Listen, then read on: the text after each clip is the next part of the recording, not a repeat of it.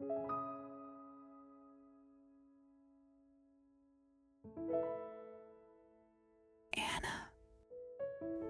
ASMR.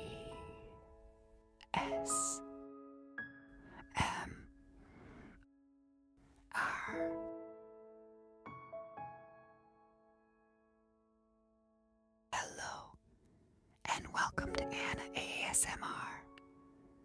Starting today, I'll be reading Pride and Prejudice by Jane Austen. I chose this as the first book because it's one of my favorites. Published in 1813, this novel explores themes of love, social class, and personal growth in Regency-era England. Austen's witty and insightful prose invites readers into the world of the Bennet family as they navigate love and societal expectations. Set in early 19th century England, the story follows Elizabeth Bennet as she faces the challenges of marriage, class distinctions, and personal pride. We meet characters such as the charming Mr. Bingley, the proud Mr. Darcy, and Elizabeth's lively family. In this reading, we will cover chapters 1 through 5, where we are introduced to the Bennet family and their new neighbor, Mr. Bingley, whose arrival stirs excitement and expectations. Let's begin and enjoy the journey through this beloved classic together. Pride and Prejudice by Jane Austen. Chapter 1. It is a truth universally acknowledged that a single man in possession of a good fortune must be in want of a wife, however little known the feelings or views of such a man may be on his first entering a neighborhood. This truth is so well fixed in the minds of the surrounding families that he is considered as the rightful property of some one or other of their daughters. "My dear Mr. Bennet," said his lady to him one day, "have you heard that Netherfield Park is let at last?" Mr. Bennet replied that he had not. "But it is," returned she, "for Mrs. Long has just been here, and she told me all about it." Mr. Bennet made no answer. "Do not you want to know who has taken it?" cried his wife, impatiently. "You want to tell me, and I have no objection to hearing it." This was invitation enough.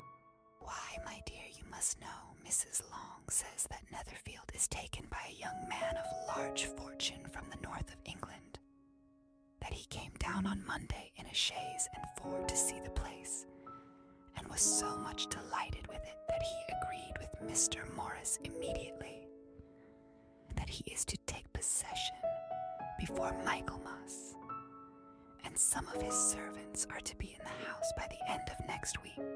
What is his name? Bingley. Is he married or single? Oh, single, my dear, to be sure, a single man of large fortune. 4,000 or 5,000 a year. What a fine thing for our girls. How so? How can it affect them?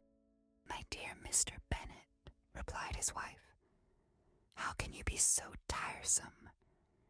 You must know that I am thinking of his marrying one of them. Is that his design in settling here? Design? Nonsense. How can you talk so?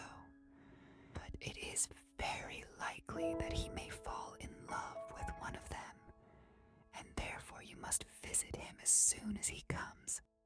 I see no occasion for that. You and the girls may go, or you may send them by themselves, which perhaps will be still better, for as you are as handsome as any of them, Mr. Bingley might like you the best of the party. My dear, I certainly have had my share of beauty, but I do not pretend to be anything extraordinary now. When a woman has 5 grown-up daughters, she ought to give over thinking of her own beauty. In such cases, a woman has not often much beauty to think of. But, my dear, you must indeed go and see Mr. Bingley when he comes into the neighborhood. It is more than I engage for, I assure you. But consider your daughters. Only think what an establishment it would be for one of them. Sir William and Lady Lucas are determined to go merely on that account, for in general, you know they visit no newcomers. Indeed, you must go, for it will be impossible for us to visit him if you do not. You are over-scrupulous, surely. I dare say Mr. Bingley will be very glad to see you, and I will send a few lines by you to assure him of my hearty consent to his marrying whichever he chooses of the girls. Though I must throw in a good word for my little Lizzie. I desire you will do no such thing. Lizzie is not a bit better than the others, and I am sure she is not half so handsome as Jane, nor half so good-humored as Lydia. But you are always giving her the preference. They have none of them much to recommend them, replied he. They are all silly and ignorant like other girls. But Lizzie has something more of quickness than her sisters. Mr. Bennet, how can you abuse your own children in such a way? You take delight in vexing me. You have no compassion on my poor nerves. You mistake me, my dear. I have a high respect for your nerves. They are my old friends. I have heard you mention them with consideration these 20 years at least.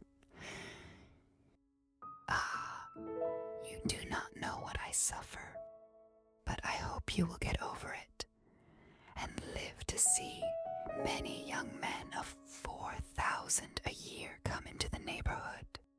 It will be no use to us if 20 such should come, since you will not visit them. Depend upon it, my dear, that when there are 20, I will visit them all. Mr. Bennet was so odd a mixture of quick parts, sarcastic humor, reserve, and caprice, that the experience of 23 years had been insufficient to make his wife understand his character. Her mind was less difficult to develop. She was a woman of mean understanding, little information, and uncertain temper. When she was discontented, she fancied herself nervous. The business of her life was to get her daughters married. Its solace was visiting and news.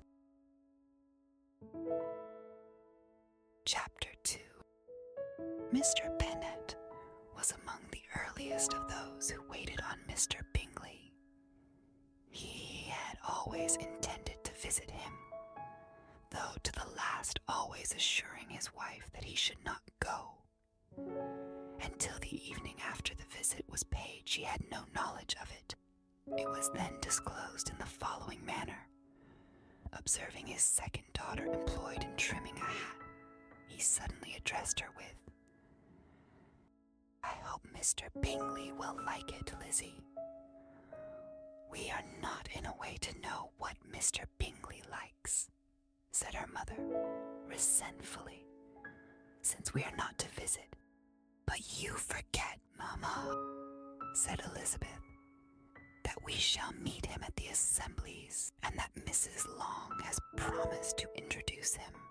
I do not believe Mrs. Long will do any such thing. She has 2 nieces of her own. She is a selfish, hypocritical woman, and I have no opinion of her."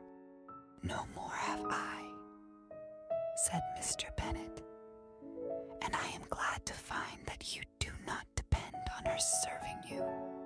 Mrs. Bennet deigned not to make any reply, but, unable to contain herself, began scolding one of her daughters. "Don't keep coughing so, Kitty, for heaven's sake. Have a little compassion on my nerves.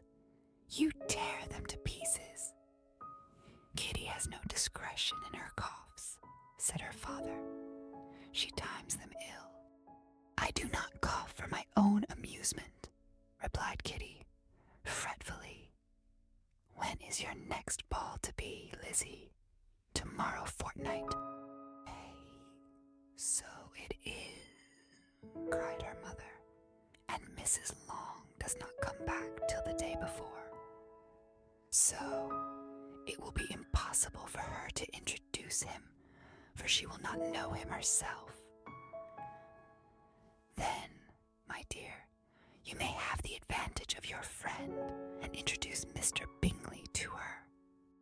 "Impossible, Mr. Bennet, impossible, when I am not acquainted with him myself." "How can you be so teasing? I honor your circumspection. A fortnight's acquaintance is certainly very little.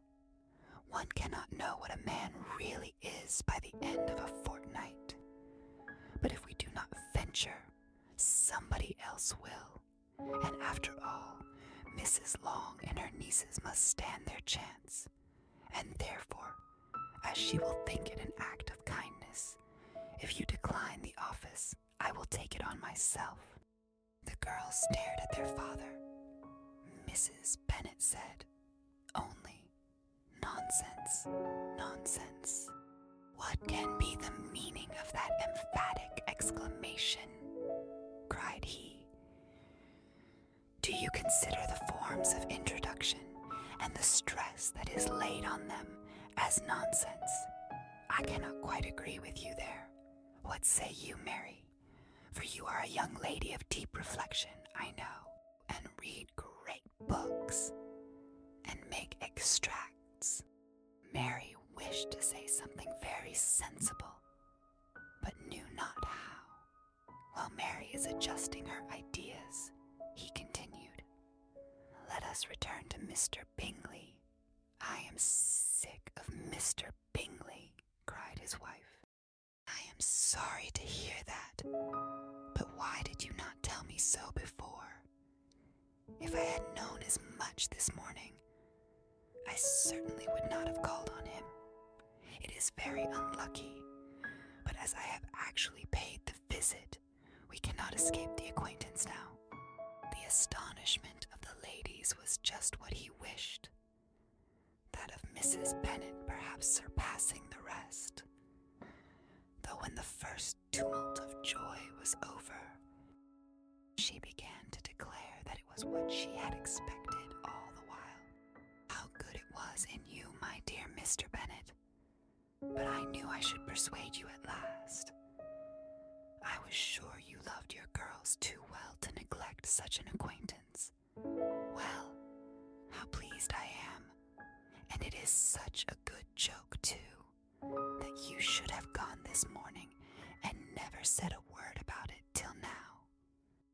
Now, Kitty, you may cough as much as you choose," said Mr. Bennet, and as he spoke, he left the room, fatigued with the raptures of his wife.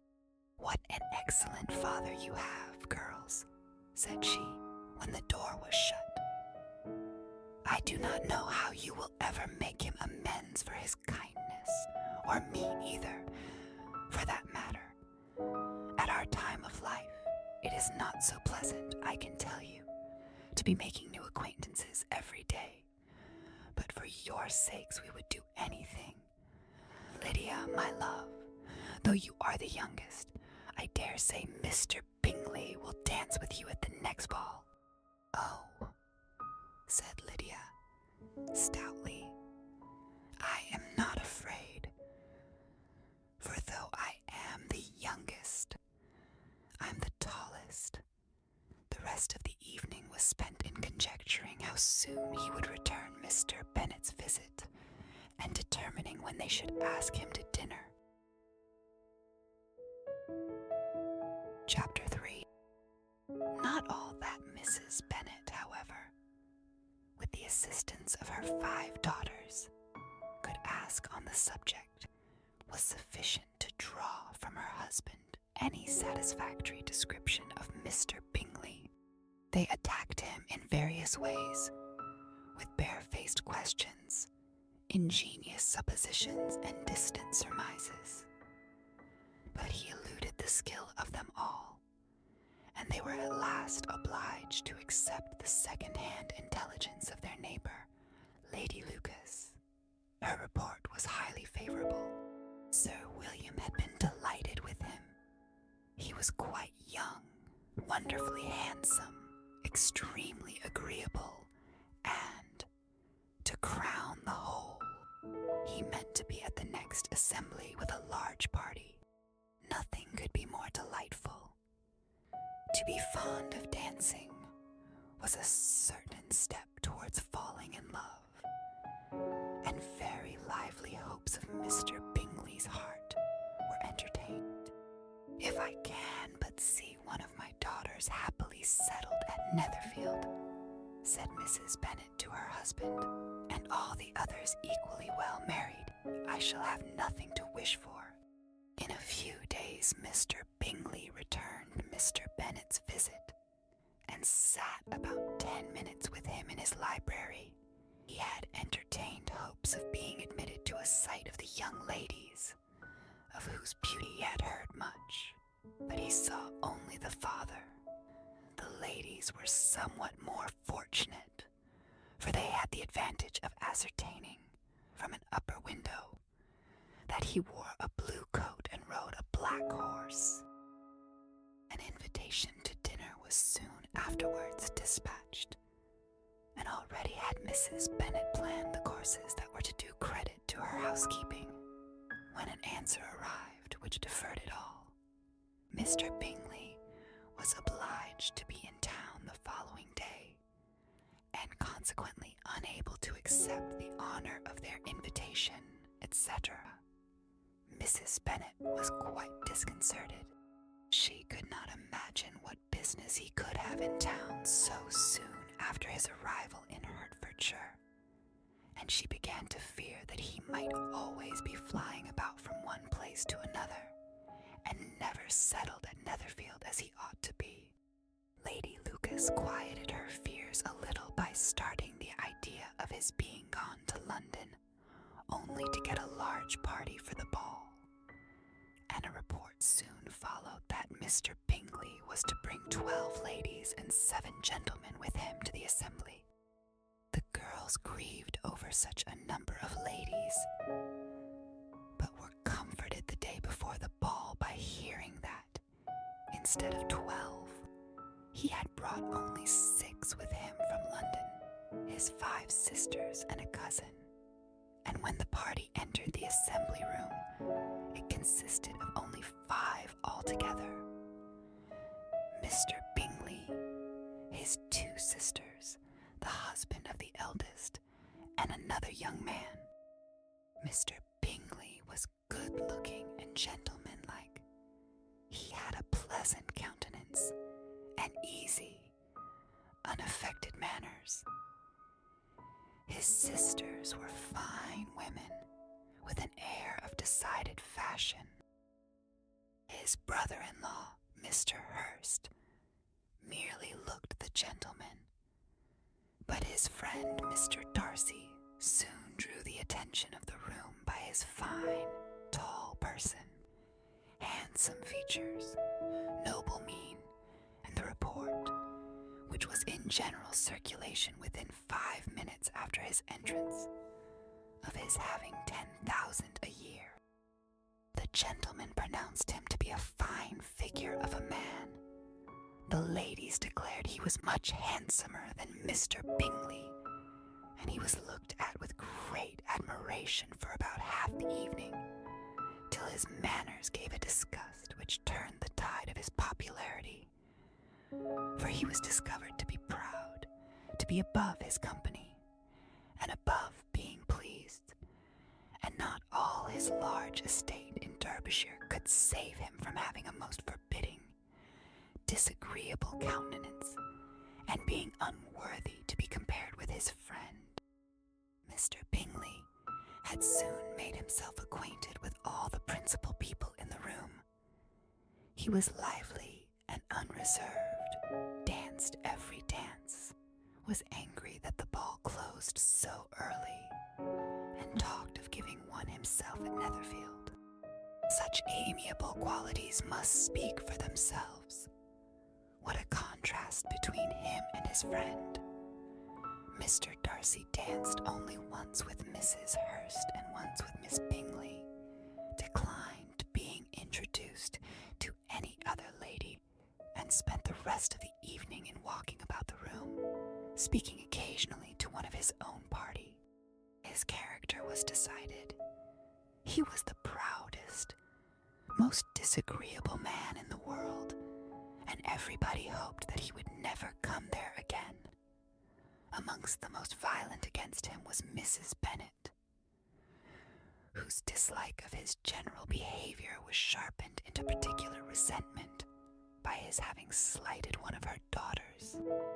Elizabeth Bennet had been obliged, by the scarcity of gentlemen, to sit down for 2 dances, and during part of that time, Mr. Darcy had been standing near enough for her to overhear a conversation between him and Mr. Bingley, who came from the dance for a few minutes to press his friend to join it. "Come, Darcy," said he, "I must have you dance. I hate to see you standing about by yourself in this stupid manner. You had much better dance." "I certainly shall not. You know how I detest it, unless I am particularly acquainted with my partner. At such an assembly as this, it would be insupportable. Your sisters are engaged, and there is not another woman in the room whom it would not be a punishment to me to stand up with." "I would not be so fastidious as you are," cried Bingley. "For a kingdom, upon my honor, I never met with so many pleasant girls in my life as I have this evening, and there are several of them, you see, uncommonly pretty. You are dancing with the only handsome girl in the room," said Mr. Darcy, looking at the eldest Miss Bennet. "Oh, she is the most beautiful creature I ever beheld.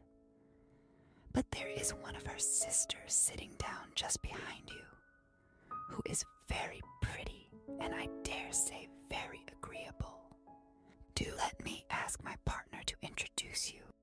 "Which do you mean?" And turning round, he looked for a moment at Elizabeth, till, catching her eye, he withdrew his own and coldly said, "She is tolerable, but not handsome enough to tempt me, and I am in no humor at present to give consequence to young ladies who are slighted by other men.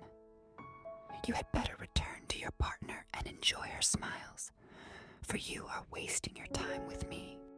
Mr. Bingley followed his advice.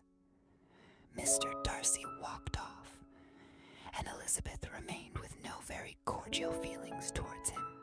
She told the story, however, with great spirit among her friends, for she had a lively, playful disposition, which delighted in anything ridiculous. The evening altogether passed off pleasantly to the whole family. Mrs. Bennet had seen her eldest daughter much admired by the Netherfield party. Mr. Bingley had danced with her twice, and she had been distinguished by his sisters. Jane was as much gratified by this as her mother could be, though in a quieter way. Elizabeth felt Jane's pleasure. Mary had heard herself mentioned to Miss Bingley as the most accomplished girl in the neighborhood, and Catherine and Lydia had been fortunate enough to be never without partners, which was all that they had yet learnt to care for at a ball. They returned, therefore, in good spirits to Longbourn, the village where they lived, and of which they were the principal inhabitants, they found Mr. Bennet still up. With a book, he was regardless of time, and on the present occasion he had a good deal of curiosity as to the event of an evening which had raised such splendid expectations. He had rather hoped that all his wife's views on the stranger would be disappointed, but he soon found that he had a very different story to hear. "Oh, my dear Mr. Bennet," as she entered the room, "we have had a most delightful evening, a most excellent ball. I wish you had been there. Jane was so admired. Nothing could be like it. Everybody said how well she looked, and Mr. Bingley thought her quite beautiful, and danced with her twice. Only think of that, my dear. He actually danced with her twice, and she was the only creature in the room that he asked a second time. First of all, he asked Miss Lucas. I was so vexed to see him stand up with her, but however, he did not admire her at all. Indeed, nobody can, you know, and he seemed quite struck with Jane as she was going down the dance. So he inquired who she was, and got introduced, and asked her for the two next. Then, the 2/3 he danced with Miss King, and the 2/4 with Maria Lucas, and the 2/5 with Jane again, and the 2/6 with Lizzie, and the boulanger. If he had had any compassion for me, cried her husband impatiently, he would not have danced half so much. For God's sake, say no more of his partners. Oh, that he had sprained his ankle in the first dance. Oh, my dear, continued Mrs. Bennet, I am quite delighted with him. He is so excessively handsome, and his sisters are charming women. I never in my life saw anything more elegant than their dresses. I dare say the lace upon Mrs. Hurst's gown. Here she was interrupted again. Mr. Bennet protested against any description of finery. She was therefore obliged to seek another branch of the subject, and related, with much bitterness of spirit, and some exaggeration, the shocking rudeness of Mr. Darcy. But I can assure you, she added, that Lizzie does not lose much by not suiting his fancy, for he is a most disagreeable, horrid man, not at all worth pleasing, so high and so conceited that there was no enduring him. He walked here, and he walked there, fancying himself so very great, not handsome enough to dance with. I wish you had been there, my dear, to have given him one of your set-downs. I quite detest the man. Chapter 4. When Jane and Elizabeth were alone, the former, who had been cautious in her praise of Mr. Bingley before, expressed to her sister how very much she admired him. He is just what a young man ought to be, said she, sensible, good-humored, lively, and I never saw such happy manners, so much ease, with such perfect good breeding. He is also handsome, replied Elizabeth, which a young man ought likewise to be if he possibly can. His character is thereby complete. I was very much flattered by his asking me to dance a second time. I did not expect such a compliment. Did not you? I did for you. But that is one great difference between us. Compliments always take you by surprise, and me never. What could be more natural than his asking you again? He could not help seeing that you were about 5 times as pretty as every other woman in the room. No thanks to his gallantry for that. Well, he certainly is very agreeable, and I give you leave to like him. You have liked many a stupider person. Dear Lizzie, oh, you are a great deal too apt, you know, to like people in general. You never see a fault in anybody. All the world are good and agreeable in your eyes. I never heard you speak ill of a human being in my life. I would wish not to be hasty in censuring anyone, but I always speak what I think. I know you do, and it is that which makes the wonder, with your good sense, to be so honestly blind to the follies and nonsense of others. Affectation of candor is common enough. One meets with it everywhere. But to be candid without ostentation or design, to take the good of everybody's character and make it still better, and say nothing of the bad, belongs to you alone. And so, you like this man's sisters too, do you? Their manners are not equal to his. Certainly not, at first. But they are very pleasing women when you converse with them. Miss Bingley is to live with her brother, and keep his house, and I am much mistaken if we shall not find a very charming neighbor in her. Elizabeth listened in silence, but was not convinced. Their behavior at the assembly had not been calculated to please in general, and with more quickness of observation and less pliancy of temper than her sister, and with a judgment too, unassailed by any attention to herself, she was very little disposed to approve them. They were, in fact, very fine ladies, not deficient in good humor when they were pleased, nor in the power of being agreeable where they chose it, but proud and conceited. They were rather handsome, had been educated in one of the first private seminaries in town, had a fortune of 20,000 pounds, were in the habit of spending more than they ought, and of associating with people of rank, and were, therefore, in every respect entitled to think well of themselves and meanly of others.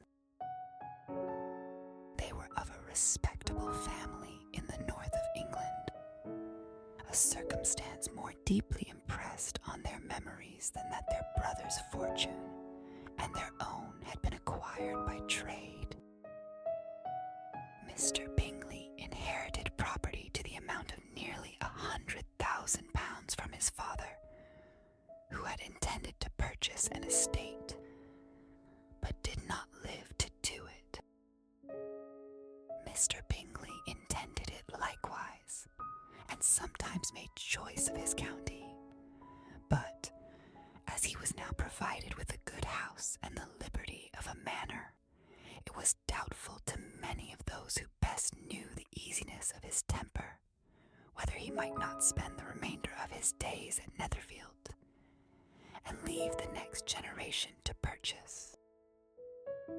His sisters were very anxious for his having an estate of his own, but though he was now established only as a tenant, Miss Bingley was by no means unwilling to preside at his table, nor was Mrs. Hurst, who had married a man of more fashion than fortune, less disposed to consider his house as her home when it suited her.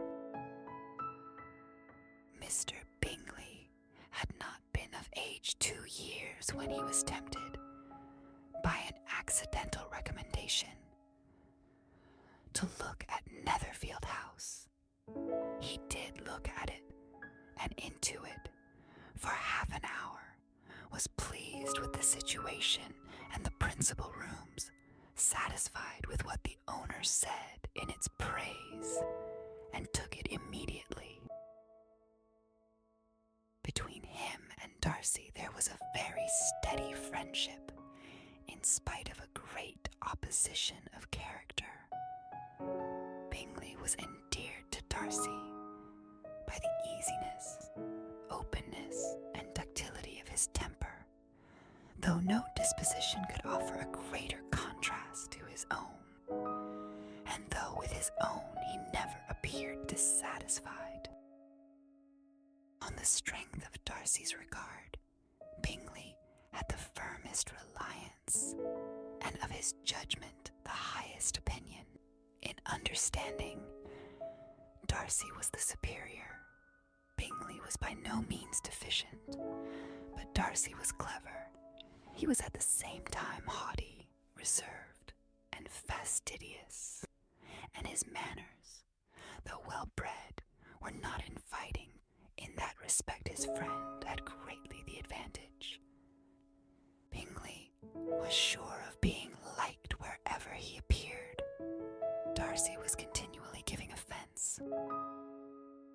The manner in which they spoke of the Meryton assembly was sufficiently characteristic.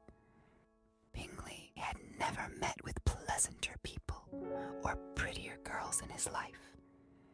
Everybody had been most kind and attentive to him. There had been no formality, no stiffness. He had soon felt acquainted with all the room, and as to Miss Bennet, he could not conceive an angel more beautiful. Darcy, on the contrary, had seen a collection of people in whom there was little beauty and no fashion, for none of whom he had felt the smallest interest, and from none received either attention or pleasure.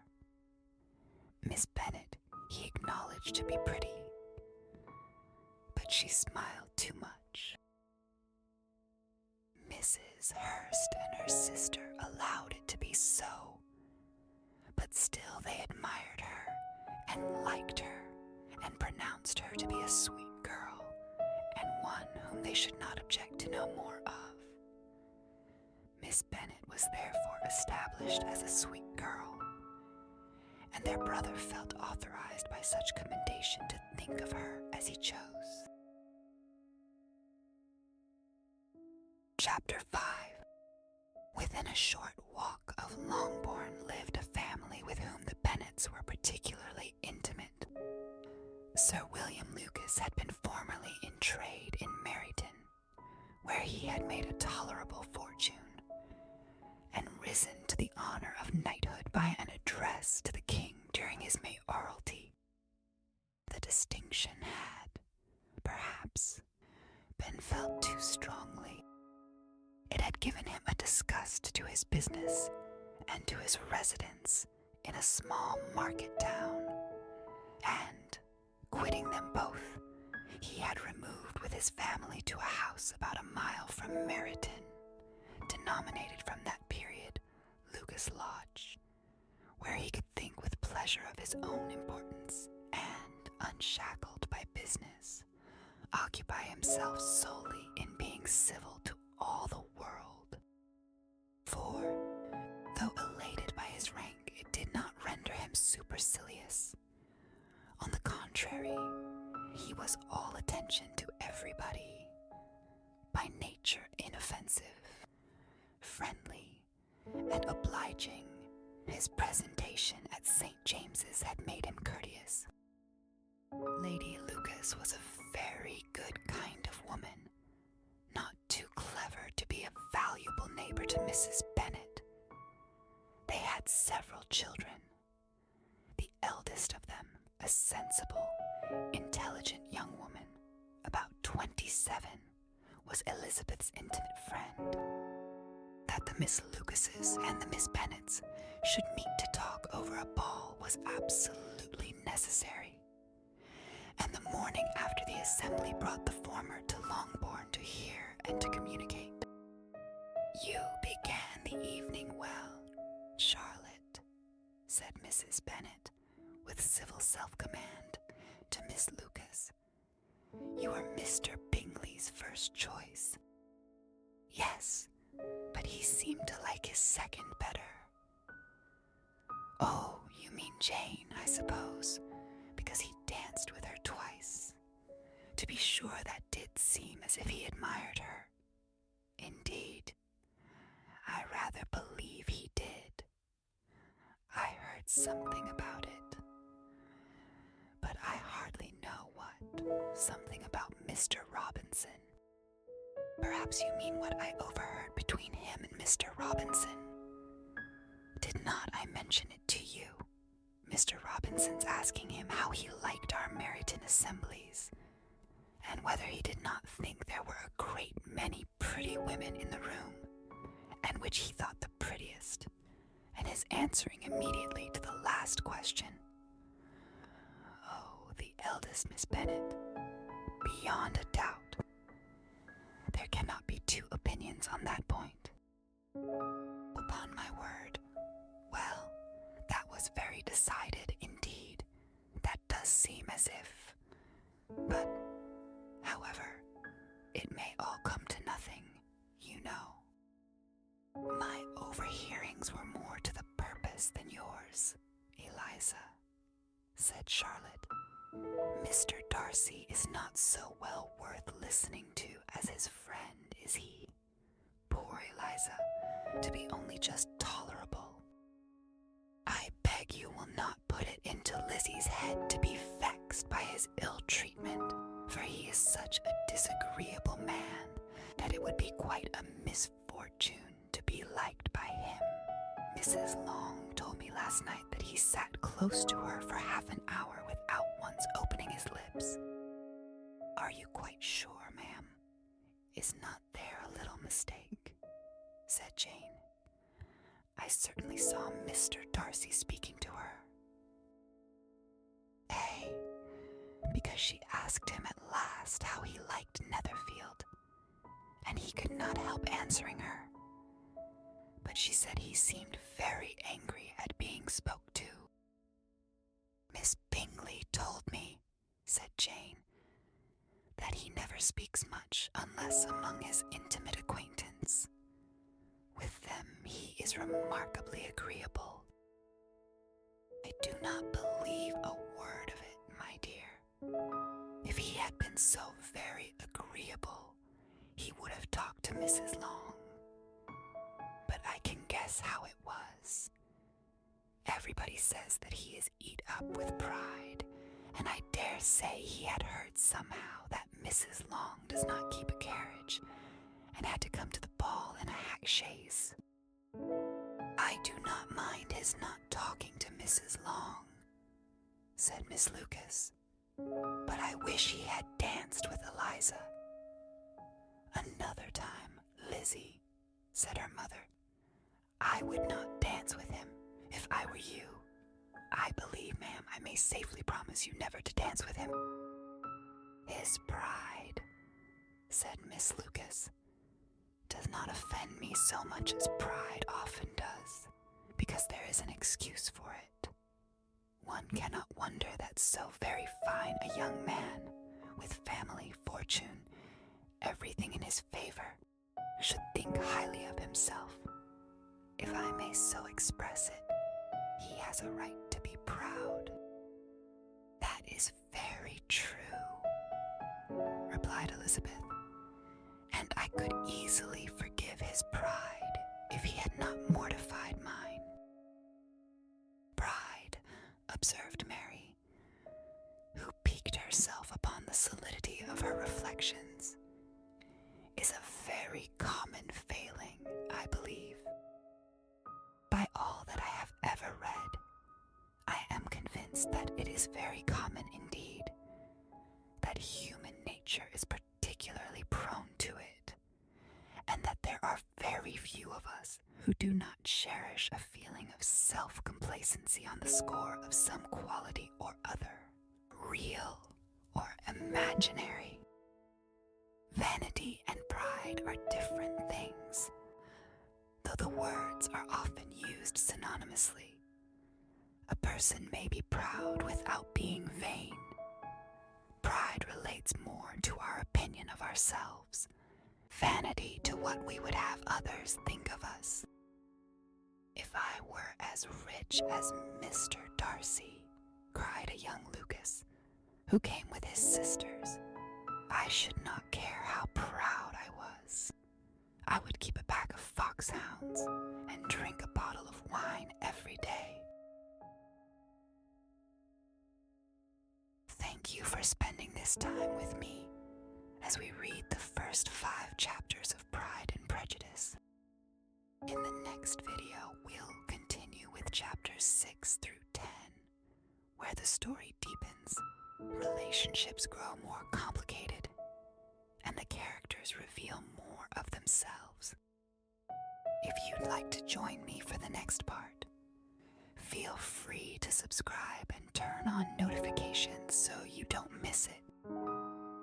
Thank you again for listening, and I hope you found this moment peaceful and enjoyable. Take care, and I'll see you soon.